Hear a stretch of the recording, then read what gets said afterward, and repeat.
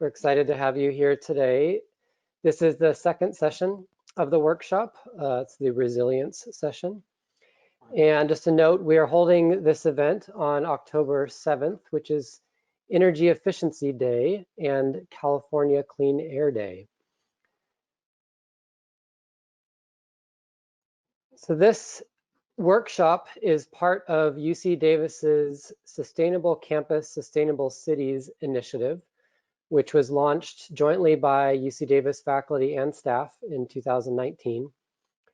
They are working on that campus to achieve a carbon neutral campus by 2025 and do so in a way that serves as a model for other campuses and cities in sustainable operations, because the Davis campus and all UC campuses are like mini or even medium-sized cities. So they're using their campus as a living laboratory for research, education, and modeling operations. So the initiative has 4 different components. Apologies for those of you who are in the keynote session, this is a repeat. We know some folks may just be joining for the Resilience session, so we're doing a quick review to let you know the context. So of these 4 categories of the initiative, this workshop is part of the impact category, but we invite all of you to plug in whatever way is of interest to you for this initiative, whether that be research, education, modeling, on-campus operational projects, etc. So as I mentioned, this is the second session today, the Resilience section, and invite you to register. It's not too late to register if you'd like to participate in any of the remaining 3 sessions or 4 sessions today. So the lunch is a session too. So you can go to the link on this screen to register if you haven't already. So let's dive in to the Resilience session. I am Matt St.Clair, the Director of Sustainability at the University of California Office of the President, the system-wide office for the UC system. We have a great lineup of speakers for the Resilience session. We'll start with Arnold Agustin, who's the Supervisory Energy Manager for Navy Facilities Engineering Command, Mid-Atlantic region.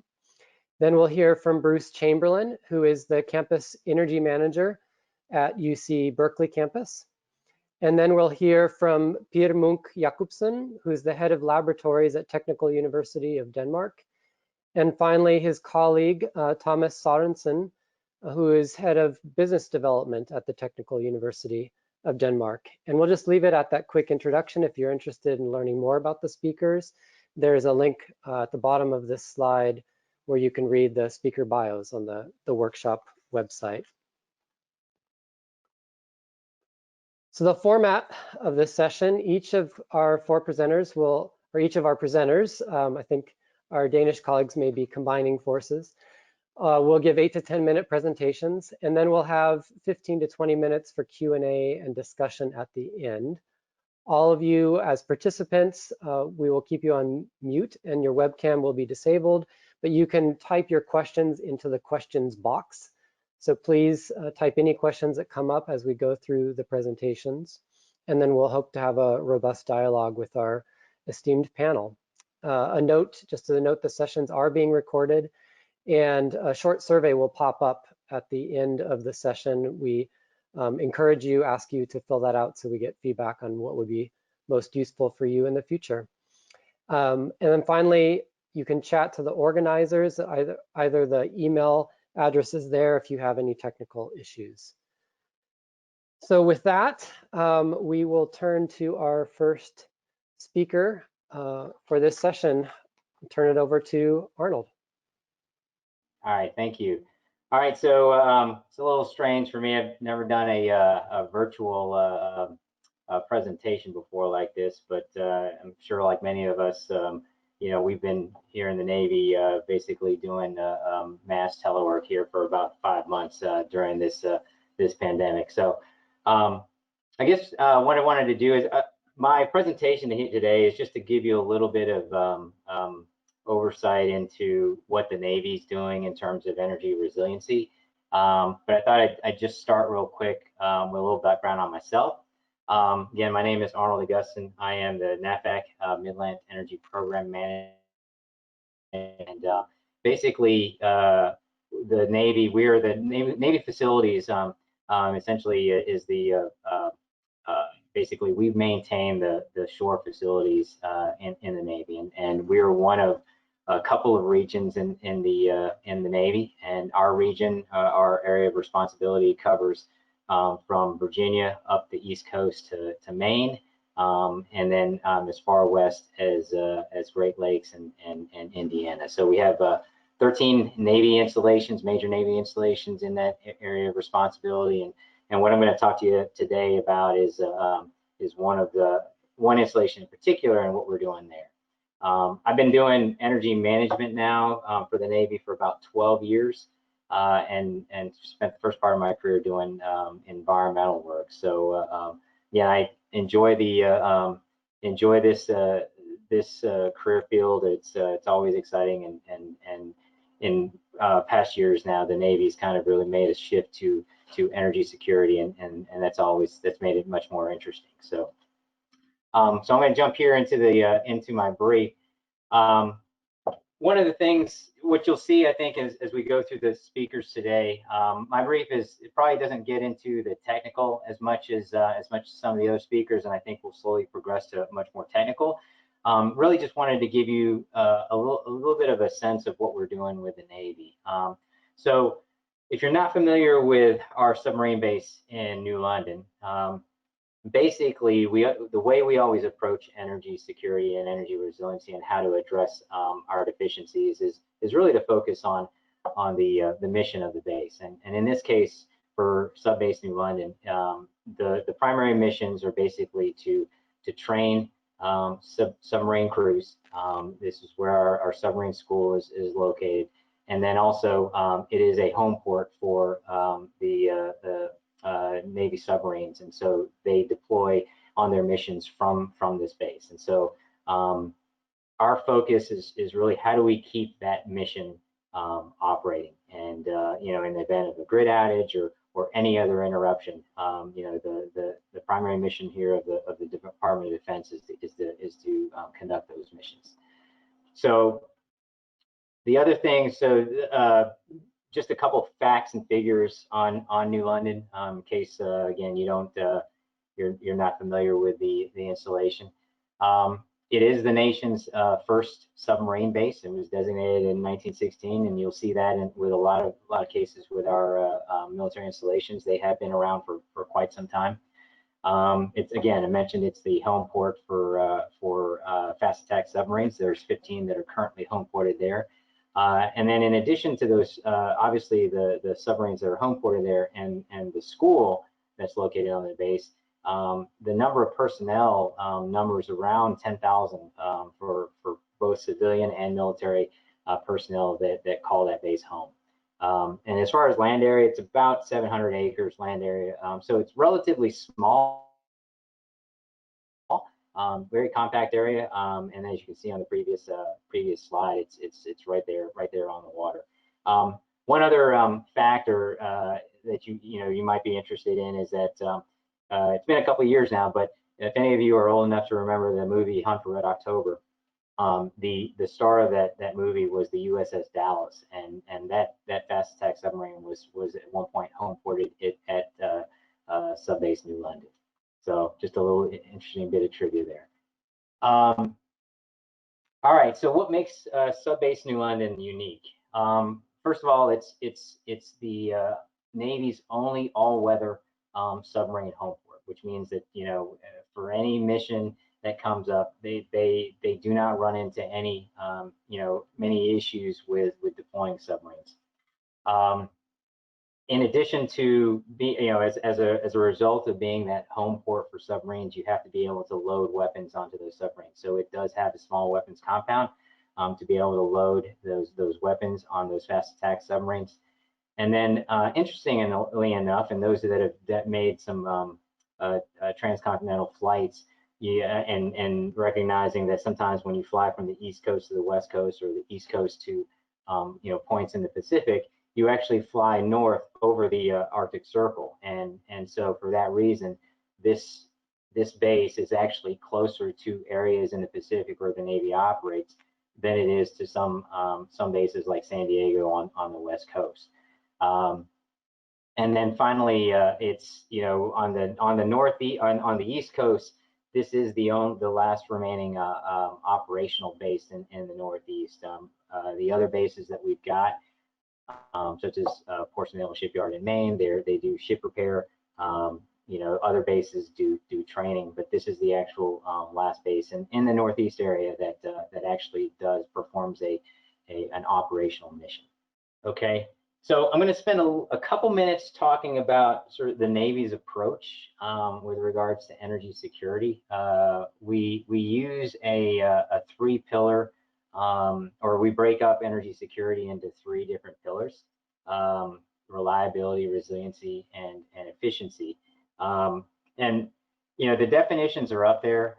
Essentially, what we're looking at is we identify critical facilities or critical assets on our bases, and what we're concerned about with regard to those critical assets are how reliable is the power, and really not just electricity, but also other utilities that service that building that are needed in order to perform the mission that's going on in that building.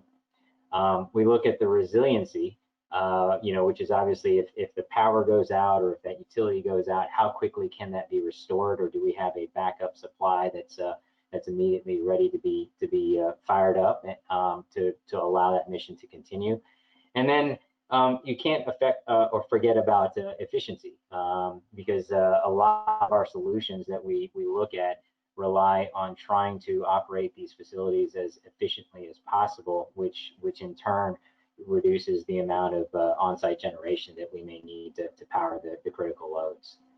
So in terms of, or in the case of New London, when you look at each of these three pillars, we identified deficiencies in some of those in these pillars. From a reliability standpoint, when we looked at those critical facilities, we had issues in some of the infrastructure that create or result in outages from time to time. So our solution is trying to mitigate those outages as much as possible to keep them from happening or to prevent them from happening. On the resiliency side, when we look at the future of the base, and we see that more and more the demands of the electrical demands of the base are increasing, because we're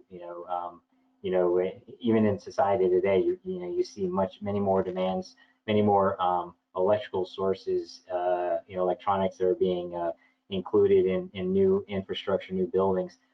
That's no different on the Navy side. And then again, from an efficiency standpoint, in this base, we actually have an existing 4.3 megawatt combined heat and power plant. However, that plant is near end of life. It's close to 25 years old, and just through natural degradation, it's becoming less and less efficient. And so, for those reasons, we were seeking an opportunity, or looking for opportunities to try to upgrade the infrastructure and make the base much more energy secure. So what did we do? Basically what we're doing right now, and this is kind of a work in progress, so just wanted to let you guys know that. But we are pursuing kind of a multi-pronged approach to attack this problem.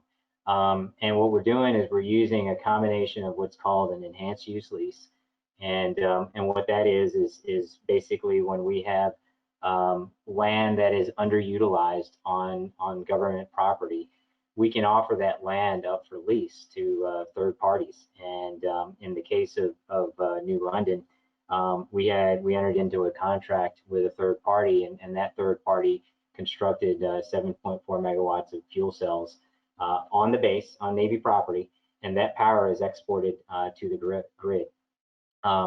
In return, or in lieu of lease payments, which the government cannot accept, we are the contractor who constructed the fuel cells is actually building the foundational components of a future base microgrid. So essentially we'll install the brains, if you will, of that microgrid, which future projects will then add on to.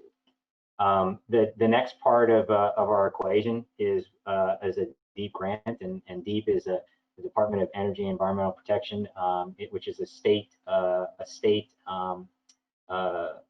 agency in Connecticut, and they have a grant that we've applied for, and we're using those funds to further enhance that microgrid capability. And then the final piece of the equation is an ESPC, an Energy Savings Performance Contract.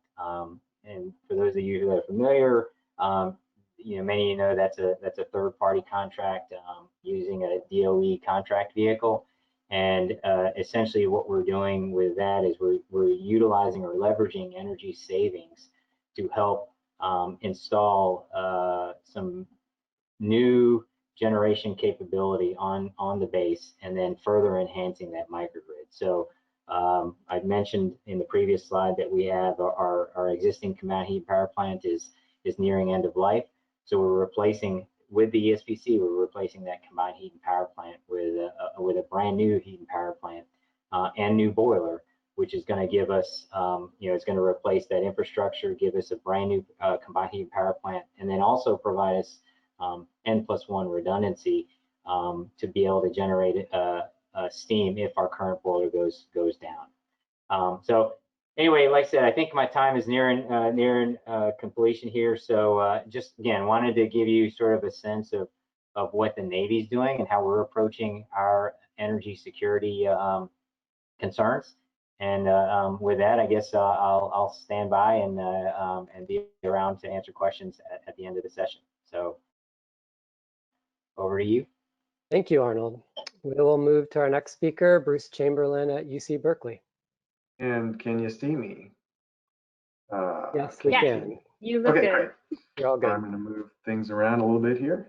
This is Bruce Chamberlain at the campus energy manager at Berkeley, and I'm going to do a few background slides and then get in discussing campus infrastructure and go over sustainability actions, and then focus on our looming need to upgrade, replace the campus energy supply system. And as I said, the energy office is where I and others are located, and we celebrated our 40th anniversary back in 2018. So instead of climate change disaster images, I thought I would just share this simple quote that I heard last Sunday on 60 Minutes. Michael Mann, along with James Hansen, was interviewed, and I thought this statement really just nailed the baseline from which everyone should be thinking and acting. It's just pretty much straightforward. Gravity is equivalent to human-caused climate change as far as consensus. So we've got UC Berkeley facility services stats at a glance here. It's an original campus, 150th anniversary in 2018, and there is it's 30+ year old.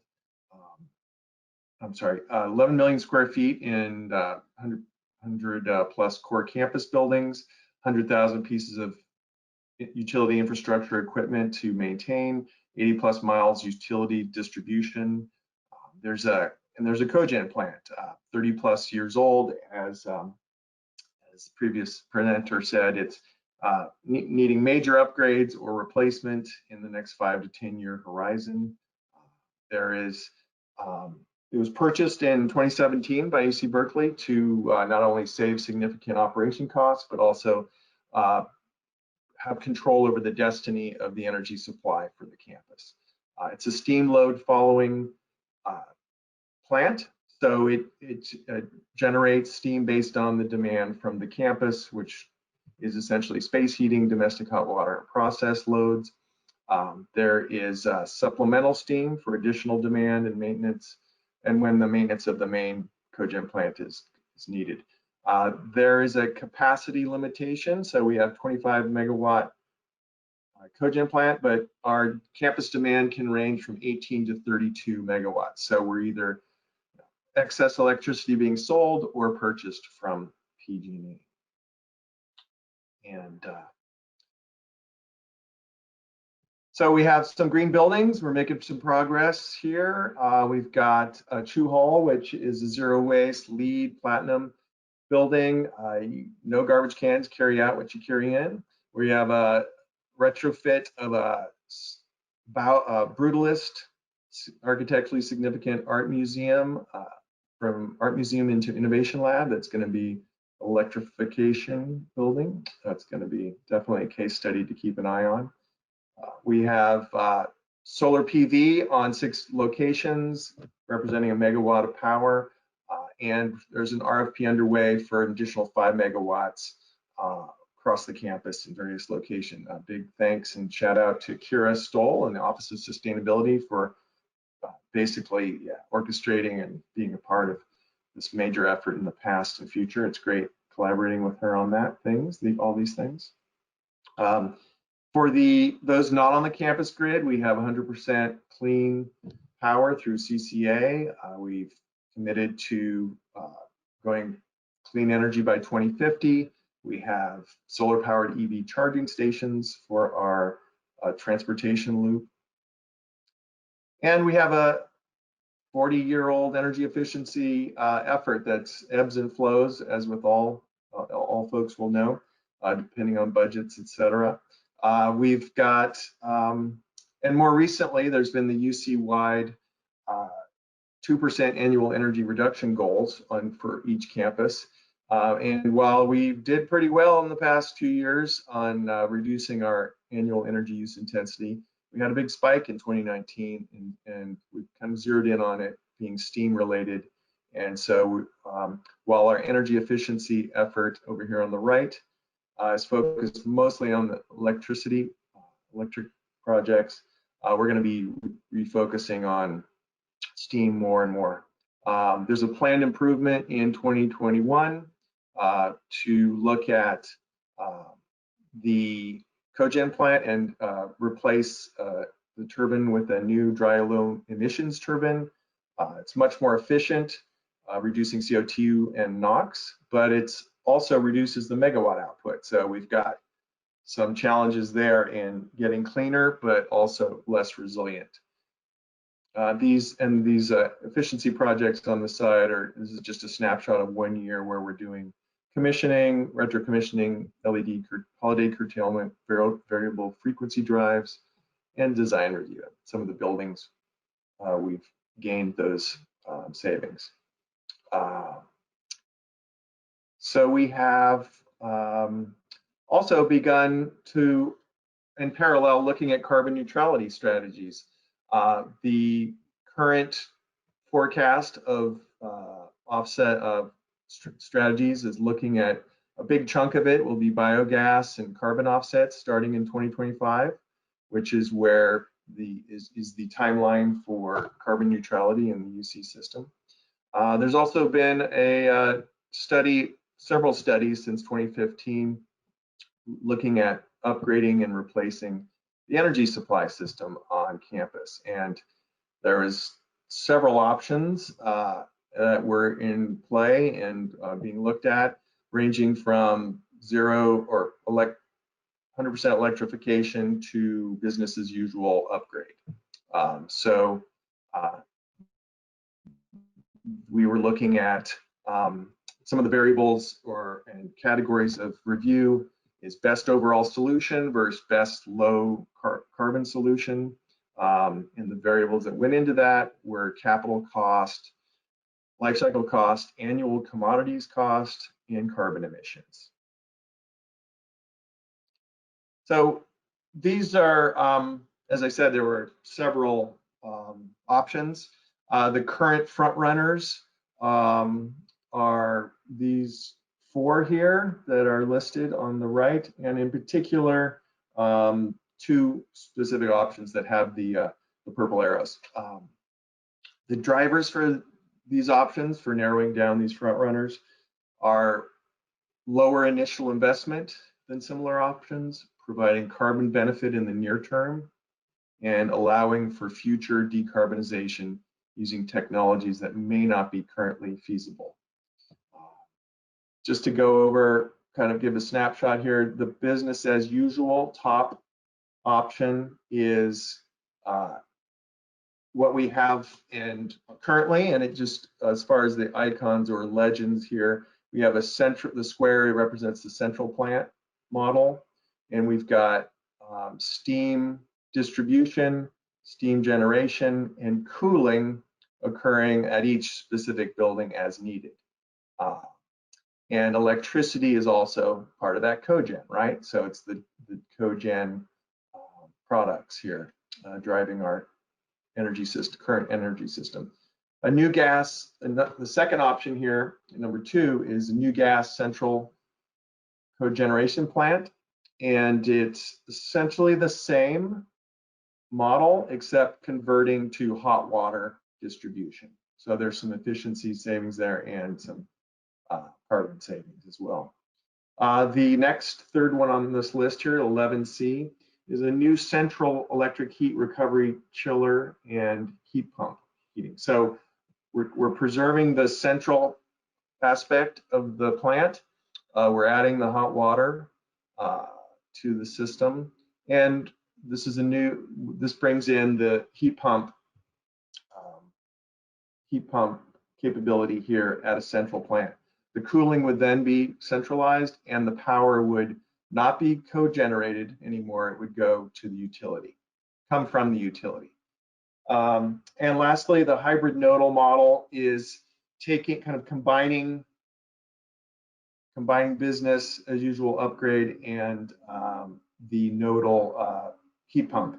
So we have basically bifurcates the campus, and the north side would be 2 electric heat pump plants, and the south side would be the continued use of the central plant, upgraded central plant. So we have building cooling in some areas here with the dots square, and then nodal cooling and nodal heating with the north side. These are kind of flipped as far as north-south. But we have the utility component. The key positive aspect of this option 12 here is that the plant, this gets to resiliency, the Cogen serves as a power plant for the whole campus in emergencies. And so those are the areas we're at now. It's definitely work in progress. And essentially, in studying the various strategies for an improved energy supply system, we have many influencing factors, which all of us, I think, are more and more better trying to understand more and more. And these influencing factors are evolving over time. So in 2015, we were not considering adding cooling to the buildings because UC Berkeley did not have cooling in most buildings outside of process. But in 2019 and 2020, cooling and due to climate change, et cetera, is becoming a reality. So we factored in cooling now. What's a public safety power shutoff back in 2015? Now it's a reality. Bruce, we need to wrap up in the next minute or so. Thanks. And what is 100% outside air? So all these things are critical to think about, and of course, COVID influencing all those things. And that essentially is my wrap. So thank you. Thank you, Bruce. We will now turn to our last team of presenters. Turn it over to Per Munch Jakobsen and Thomas Sørensen. Yes, hello everybody, and welcome to our lab at the facilities in Copenhagen. We have several labs where we do the integration of renewable energy into the electric and heating energy system. I have my colleague Thomas Meyer Sørensen also, and I'll give the word to Thomas. Thank you, and hi all guys. If you look in the background of the video, I will change the slides in a second. You can see what we're going to talk a little bit about. That's a car giving energy back to the system, also called vehicle to grid. We are standing in the middle of the lab. We're standing in the middle of a lot of labs. You'll see a slide. So I'll slowly go to the next slide and present ourselves again. You can see myself, Thomas Sørensen, and my colleague, Jakobsen. And what we're going to talk about will be these labs here in Denmark. First of all, I think for those of you who might not exactly be able to pinpoint Denmark, we can see 800 of the universities in the world, now kind of like circled in Scandinavia. And if we even zoom a little bit further in, you go to Denmark then. Now, right now we are standing very close to Copenhagen, the capital of Denmark. We are right outside in Lyngby, but we also have facilities in Roskilde, and that is the old capital, the very, very old capital back from the times of the Vikings. So basically we have the facilities in two of the capitals of Denmark, but we also have a lot of activity on the island of Bornholm. And what makes Bornholm quite interesting is that that's an island with around 40,000 inhabitants, but they are on a good day with wind, more than 100% based on renewables. So their energy production completely covered their needs, only based on renewables. And it doesn't really stop here, because we are building a lot of offshore wind. And in a few years, we'll put what we call an energy island close to Bornholm. And then they will go up to more than 1,000% renewable energy. And basically, then it doesn't become a problem to get energy, it becomes a problem to get rid of it. And then we'll build lines. If you go straight up, it's Sweden. If you go straight down, you have Poland and Germany. And if you go to the left, we'll take it into Copenhagen and use the energy to produce hydrogen. But as I said, Bornholm is very close to 100%. On a very good day, Denmark too is based 100% on wind energy. So that's quite fantastic. Today's session is about resilience and resilience in the labs.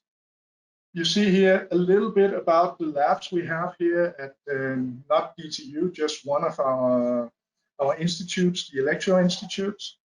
You can see something about high power, high voltage. You can see something about EVs, and you can even see Bornholm down in the corner. The whole point of this resilience is that we use UPS to actually secure the normal, you said, measurement devices in the lab. But we also use UPS on a higher level. That means not just on the individual component, but also on lab level. And now we are starting to go one step further up. The entire DTU is parted into 4 sections, and that's covered by 10 kilovolts systems, and we're going to UPS that as well. And now comes the interesting part that I want to share with you today, and that is that we also use EVs in what we call vehicle to grid. So basically you have a normal car which would only charge from the grid. This is basic operation. That's what all electric cars does. But we can also take the power from the car, put it back on the grid, which we call vehicle to grid. I did not come up with this. This is one of my good friends, Will Kempton, the University of Delaware, often referred to as the father of vehicle to grid. And if he's not around, then I call him the grandfather, but that's like a private joke. This we use then in the lab. So normally to the left, you would have the grid, you would send power to the lab, and in our case, we would also send power back to the grid. At the bottom line, you can see I can do this on a 10 kilovolt level for the entire DTU system, 400 volts level for like the lab level, or down to 230 volts, that's a single phase, for like component level. And if the accident happens and we lose the grid, of course, power is disconnected, and then the UPS will start to actually give power to the lab. This is completely normal, nothing out of the ordinary. What we then are actually doing right now is we then connect the car directly to the batteries in the UPS. That means the batteries of the car will become a part of the UPS battery, and then of course prolonging what the period the UPS can help. Now, we are also looking into a little bit of special scenarios. That means we could generate AC power in front of the UPS, and then actually stopping the UPS from working or even just not connecting to the grid. And again, that would prolong the period the UPS can provide power. We can do it afterwards, and then basically we won't drain power from the UPS battery. We'll take them again from the car. There are some different, say, pros and cons to the three various scenarios. And right now we're looking into which part will actually benefit DTU the most. This is basically what I'm going to tell you. The next will be my co-worker, Per, who will talk a bit about sector coupling. Yes, we have outside of Copenhagen, as Thomas said, we have a lab facility where we have a lot of land. And what I show here is around a fifth of the campus site. We have more buildings, up to I think around 60 buildings in the campus site. Everything is covered with district heating, or heating is coming from district heating, water-based district heating. And what you see here is a lab facility that works parallel to the normal campus supply. And what we do here is that we test the integration of electric energy into the grid. So all the yellow lines are present now, and we have around 4.5 kilometers of cable in the ground, and connected to 5 substations. Next thing we are going to do is to build a district heating supply grid and 5 substations for this. This is all the red markings. But actually, right now we have down in the left corner, the substation 716 is existing also. So we have some kind of a water-based district heating supply grid. And what have happened in Denmark was that the district heating changed from steam, which was used in the 60s. In the 80s and 90s, everything was changed to 180 degrees Fahrenheit hot water. And now we have lowered the temperatures to around 140 degrees Fahrenheit. And this gives some possibilities, of course, better efficiency, but also you need to control this. We can have some district heating congestion. That's a problem, but we also have some possibilities that we can switch the power source. So we use the power at night time and where the wind is blowing perhaps, and then we use it for the daytime. So there are also some possibilities. What is very interesting, we have a lack of demand side management models. We have lacks of studies in this also, and what we also miss is very nice meterings out in the districts. So yes, we need some business models for this. So we have looked in how can we do resilience with our controllers, and we had a student worker doing this because we have our test unit is distant from the supply, so we can have a drop in the tap water temperature, and it's important that the tap water is at a certain temperature to prevent growth of bacteria in the water. So what we did here is that we did a fuel shift supply of the water heater. And so we can shift when the temperature is too low in the district heating. We can shift to electric heating.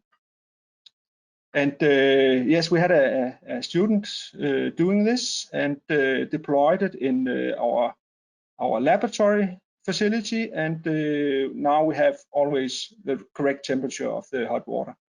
This is also deployed in residential homes now in our demonstration and a living lab in Energy Lab Nordhavn. You can have a look at this homepage. So it's a kind of a way to do resilience in the district heating. We have I have just another picture. This is the lab facility where we can produce energy either from a boiler in the middle, or we can have a heat pump in the left, and then this is supply and distribution to some houses. So this was a little bit about resiliency in our lab facilities, where we connect to the campus side heating and electric supply. Yes, more details and the end. Thank you, Thomas and Pierre, for that excellent presentation. Now we'd like to open the floor to any questions you all may have. Please enter your questions in the question box on the control panel. And see, we have a couple questions already. There's one administrative question asking if the slides will be available to attendees. I'll turn to Ali to answer that question. Yes, they will be available. We'll send an email to all the people who attended next week with links on how to get the slides and recordings. Thank you. So first question from our audience to the presenters. How do you do process loads like autoclaves or kitchen equipment that needs steam?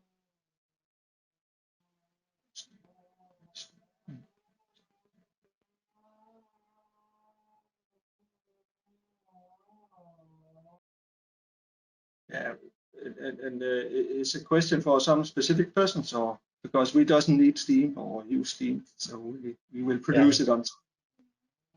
That'd be for Bruce.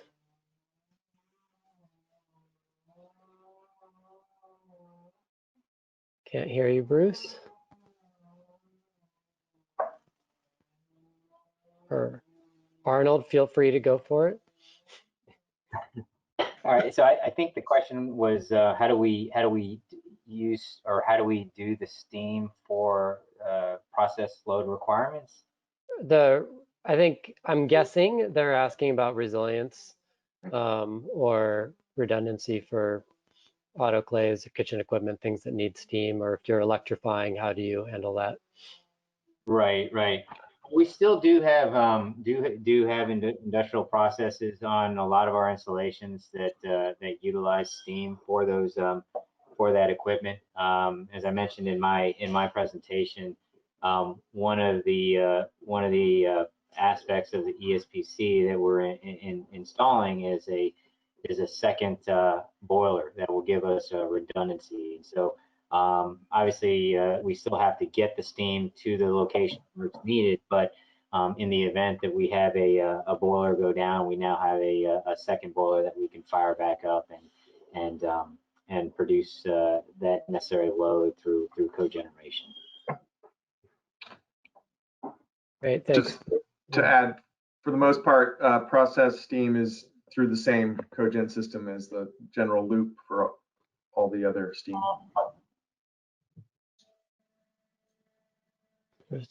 Still welcome additional questions. I'll try to throw in a couple of my own while we're waiting for other folks. In terms of resiliency, I think all of you addressed disruptions to the electrical supply, but I know sometimes I hear questions for the more uncommon occurrence of what about disruptions to the natural gas supply? I imagine, Arnold, at the least, since you've had to cover all potential disruptions to operations, but maybe you could address that, but I'm curious to hear from some Bruce and Thomas as well in terms of resiliency or redundancy for natural gas use. Right. So I can tell you what we're doing with a couple of our combined heat and power plants that we have operating in our region is we actually design them as dual fuel capable. And so we have a supply of fuel oil that we can turn to in the event that we have a natural gas outage, and you know, we have at least 14 days of fuel available in the event of such an outage. So never had to use that, but that's how we're addressing that potential for natural gas outage. Okay, I can chip in a little bit here from the Danish side. I mean, primarily we use natural gas for heating up houses, but of course we also use some of it for energy production. But to be quite frank, we're fading that out. But once when we actually still used it, I mean, we had quite a few plants, and then we could sort of, you know, arrange this out of it. If the natural gas kind of ran out, we would start some more diesel plants, or we could even open for getting energy from the neighbor country. So basically, we have a very, very strong electrical system. So it's not really a problem if the natural gas would stop. So at Berkeley, it's actually natural gas is the backbone, and there really isn't a backup redundancy for natural gas because I mean, in various buildings, critical research buildings, there's fuel oil for generators, backup generators. But as a system, it's essential right now for the natural gas. And the other compounding factors, the electric grid, the distribution grid for campus is very limited. So we can't add much more coming in to provide electrification for redundancy. So that's the challenge with this balance. Speaking of balancing, still encourage questions from the audience. I guess you must have answered everything in your presentations. You're so thorough. So I'll try to come up with some more of my own until we see more from the attendees. Double check the window. Oh, here we go. For Thomas and Pierre, what is your design supply return temperature, and what drives your supply temperature? Is it domestic hot water or is it heating? Mainly what drives is the heating, and we tend to use a lot of radiant heating now, and we are trying to oversize the radiators also in our houses. So the design temperature is around 30 degrees Celsius. I cannot very fast calculate that. So the forward temperature is 60 degrees, and the return is 30 degrees Celsius. So the drop is around 60 degrees Fahrenheit. It's temperature difference. Great. Is that? Thank you. So now I'm seeing the questions are hiding here, but there are lots of questions from our audience. We're about running out of time. What were the biggest hurdles for you to incorporate a vehicle to grid system for your campus? Well, that's quite simple. It was pretty much the standards and the communication. In the start, we had a lot of problems with the chargers themselves doing vehicle to grid because that's a bidirectional DC charger. The ones we have right now is made by Enel, and they're more like prototypes than real production specimens. And now we're getting production grade equipment, and that helps a lot. But still, the communication standards are not really up to what we would like it to do. So we are proposing all the time to get new informational objects into the standards. So basically stuff like ID, which car, who to pay the money to, etc. Stuff like that still needs to be implemented in the standard. There's a related question. When do you envision the vehicle to grid coming to market? Oh, that's quite simple because it's been on the market for 4 years in Denmark, so that's not a difficult question. We've been doing this for 4 years at what we call Frederiksberg Forsyning, and just to go straight to one of the possible questions, we're generating a revenue per car of around $1,000 per month doing this. So it can actually pay off to do it. Great. Afraid we are out of time. Got to get ready for the next session. Lots of other good questions that have been popping up.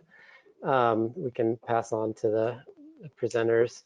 But thank you all for your time today and your excellent presentations. And thank you everyone who's participated in this webinar.